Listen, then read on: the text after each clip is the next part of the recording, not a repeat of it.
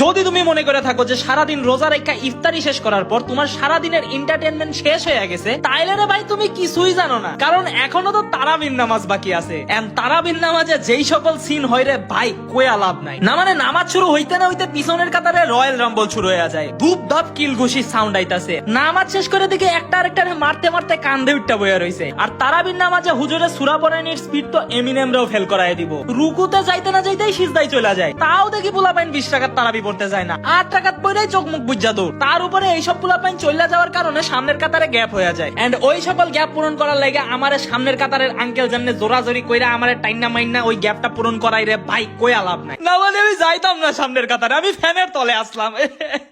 আর আমি বুঝি না এমন কোন দিন নাই যেদিন আমি সিজদা দিতে গেলে আমার সামনের কাতারের কোন মুরব্বির লুঙ্গি আমার মাথার উপরে আইসা পড়ে নাই। মানে আমি এক ধাপ পিছায় আসি যাতে উনার লুঙ্গি আমার মাথার উপরে না পড়ে, উনিও দেখে আমার দিকে আরো এক ধাপ পিছায় আসে। মানে ওনার সমস্যাটা কি? তার উপরে ভুলবশত যদি তোমার নামাজের মধ্যে একটু বাদ আইসা পড়ে, তাইলে রে ভাই কাম সারছে। নামাজ ছাইরা যখন তুমি আবারও একটু ওযু করতে যাইবা, তখন আশেপাশের বাচ্চা থেকে শুরু করে মুরব্বি পর্যন্ত সবাই তোমার দিকে এমন ভাবে তাকাইবো যে মনে হবে যে তোমার থেকে খারাপ মানুষ এই দুনিয়ায় নাই। তুমি তাদের পাকা ধানে আগুন দিয়ে দিছো। পরের বার থেকে নামাজের মধ্যে পা দিলে খালি এদের চেহারার কথা মনে করবা, দেখবা তোমার পা একাই বন্ধ হয়ে গেছে। আর একবার যদি নামাজটা ছাইরা ওযু করতে যাও রে ভাই, ওযু করে আয়সা দেখবা হুজুরা 4 রাকাত পড়ায় ফেলছে। আলোর গতির থেকেও বেশি জোরে ওযু করা লাগবে, তাইলে গিয়ে পরের রাকাত ধরতে পারবা। এমিনেম হুজুর ফরা ফ্যাক্ট। তো যাই হোক, তোমরাও যদি তারাবির নামাজে এই সকল বিষয়গুলো আমার সাথে রিলেট করতে পারো, তাইলে রে ভাই আমারে কমেন্টে জানাও। এন্ড এইরকম ভিডিওর জন্য অবশ্যই ফলো মারো।